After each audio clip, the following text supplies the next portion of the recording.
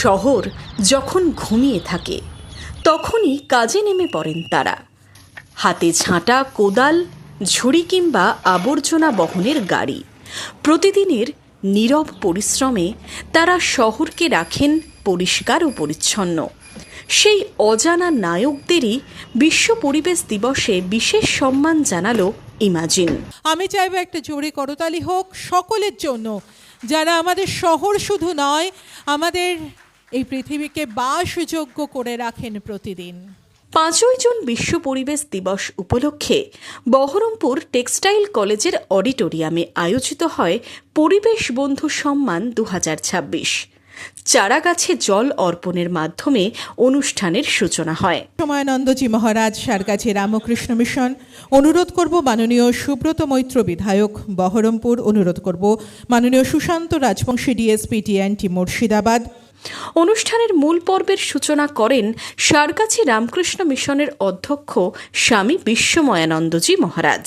ওম মধুবাতারিতায়তে মধুক্ষরন্তি সিন্ধবঃ মাধ্বীর্নঃসন্তোষধীঃ মধুনক্তমুতোষসি মধুমৎপার্থিবগম রজঃ মধুদ্যৌরস্তু নঃ পিতা মধুমান্নো বনস্পতির্মধুমাগমস্তু সূর্যঃ মহাদ্বীর্গাবো ভবন্তু নঃ। ওম শান্তি শান্তি শান্তি হরি ওম।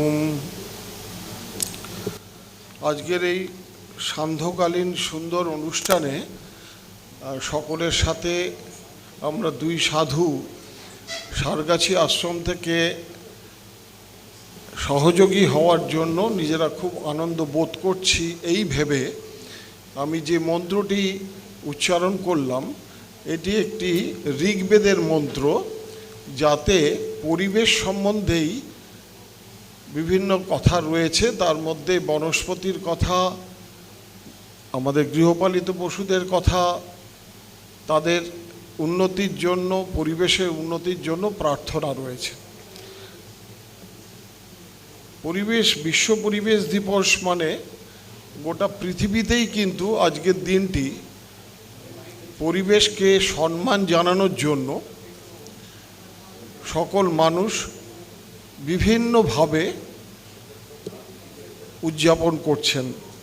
এই পরিবেশের দিবসের দিন যারা আমার সামনে শ্রোতৃবর্গ উপস্থিত আছেন, তাদের সকলকে আমার শ্রদ্ধা জানাচ্ছি এবং মঞ্চে যারা উপবিষ্ট বিশিষ্ট ব্যক্তিরা রয়েছেন, তাদের সকলকে আমার শ্রদ্ধা জানিয়ে আমি দু একটি কথা এখানে বলবো। প্রথম একটা কথাই উল্লেখ করতে চাই যে যারা আমরা এখানে আজকে এই অনুষ্ঠানটি খুব শ্রদ্ধা সহকারে অনুষ্ঠিত করবার জন্য উপস্থিত হয়েছি, তারা অন্তত পরিবেশ সম্বন্ধে একটু সম্মান জানানো কিংবা হৃদয়ে কিছুটি আবেগ রাখুন, এটা আমার প্রার্থনা। আমাদের জীবনের সাথে যুক্ত বেঁচে থাকার একমাত্র উপায়। এবং আরও দু একটা কথা বলে দিয়ে যাচ্ছি যে শাস্ত্রের কথা অনুসারে জানবেন যে এই বহির পরিবেশটা 5টা মাত্র উপাদান দিয়ে তৈরি: আকাশ, বায়ু, অগ্নি, জল, পৃথিবী। এই 5টা উপাদান থেকেই আমাদের মন তৈরি হয়, বুদ্ধি তৈরি হয়। বহরমপুর পৌরসভার 28টি ওয়ার্ড থেকে আসা 28 জন সাফাই কর্মীকে পরিবেশ বন্ধু 2026 সম্মানে ভূষিত করা হয়।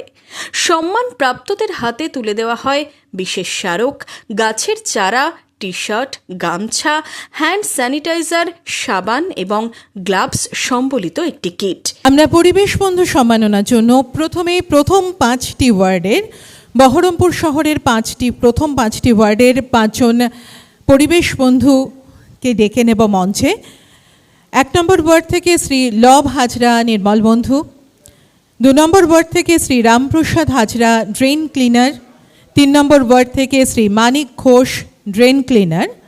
4 নম্বর ওয়ার্ড থেকে শ্রী তারক রায়, নির্মল বন্ধু। 5 নম্বর ওয়ার্ডে শ্রীমতী মিনু ডোম, রোড সুইপার। আপনাদের সকলকে মঞ্চে আসার জন্য অনুরোধ করছি।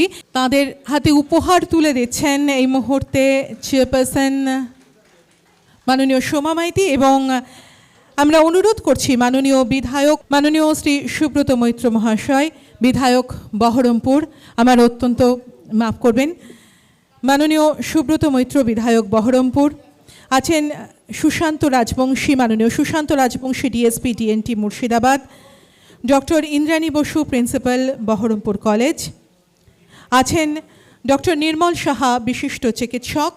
অনুষ্ঠানে উপস্থিত ছিলেন বহরমপুরের বিধায়ক সুব্রত মৈত্র, নবগ্রামের বিধায়ক দিলীপ সাহা, মুর্শিদাবাদ জেলা পুলিশের ডিএসপি ডি&টি সুশান্ত রাজবংশী, ভারপ্রাপ্ত জেলা তথ্য সংস্কৃতি আধিকারিক সুবীর সরকার, রানী ধন্যকুমারী কলেজের অধ্যক্ষ ডক্টর অজয় অধিকারী, বহরমপুর কলেজের অধ্যক্ষ ডক্টর ইন্দ্রাণী বসু, বহরমপুর পৌরসভার ভাইস চেয়ারম্যান স্বরূপ সাহা, বহরমপুর থানার আইসি সন্দীপ সেন, বিশিষ্ট চিকিৎসক ডাক্তার নির্মল সাহা, গীতারাম গ্রুপের কর্ণধার পঙ্কজ চৌধুরী, বিশিষ্ট চিকিৎসক ডাক্তার সুপ্রতীক চক্রবর্তী, সারগাছি রামকৃষ্ণ মিশনের সহকারী প্রধান শিক্ষক সুদীপ্ত চক্রবর্তী সহ বিশিষ্টজনেরা।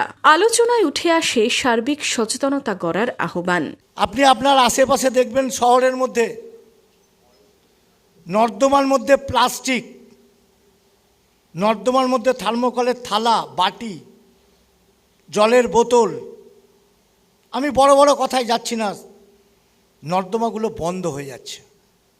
এই বর্ষার সময় জল যেতে পারছে না।